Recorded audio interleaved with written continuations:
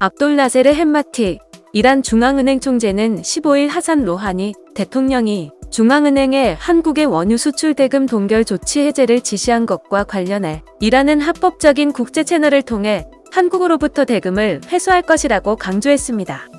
15일 이란 관영 IRNA 통신, IFP 뉴스 등에 따르면 햄마티 총재는 이날 테헤란에서 열린 경제대책회의 직후 기자들과 만나 한국 은행들이 보유하고 있는 대금은 이란 국민과 이란 중앙은행에 속하는 것이라면서 이같이 밝혔습니다. 햄마티 총재는 한국 정부가 미국의 제재를 빌미로 대금에 대한 접근을 막지 말고 약속을 지키기를 희망한다고도 말했습니다. 햄마티 총재는 지난 10일 블룸버그 통신과 서면 인터뷰에서도 한국의 대금 동결 조치 해제를 요구한 바 있습니다. 그는 우리의 오랜 교역 상대국이 미국의 함정에 빠져 양국 간 협력의 장애물을 만들어서는 안 된다며 홍남기 부총리 겸 기획재정부 장관은 지난해 서울에서 문제 해결을 직접 장담했지만 아직 그의 약속은 이루어지지 않았다고 비판했습니다. 이어 한국은행들이 우리와 맺은 국제협정을 준수하지 않으면 우리는 국제법에 따라 법적 조치를 취할 권리를 얻게 됩니다. 그 과정에서 한국 당국에 책임을 물을 것이라고도 경고했습니다.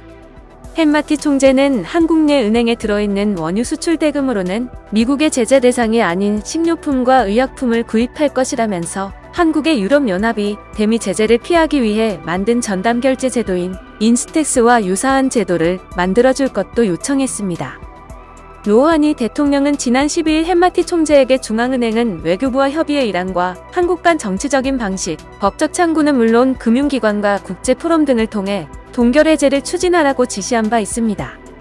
알리 라비에이 이란 정부 대변인도 15일 한국의 대금 동결 해제를 거듭 요구했습니다. 그는 우리는 한국 정부가 불분명한 이유로 제대로 협조하지 않고 있다고 여기고 있다면서 한국 정부가 그들이 만든 문제를 즉각 해결하기를 바란다. 한국이 만든 이유는 여러 측면에서 우리로서는 받아들일 수 없다고 말했습니다. 한편 이란 언론은 미국의 압력으로 동결된 이란의 석유 수출 대금 중 가장 많은 금액인 7조 원가량이 한국에 묶여있지만 한국은 경제회복과 신종 코로나 바이러스 감염증 재유행 방지를 위해 이 자금을 돌려받으려는 시도를 번번이 방해하고 있다고 비판하고 있습니다.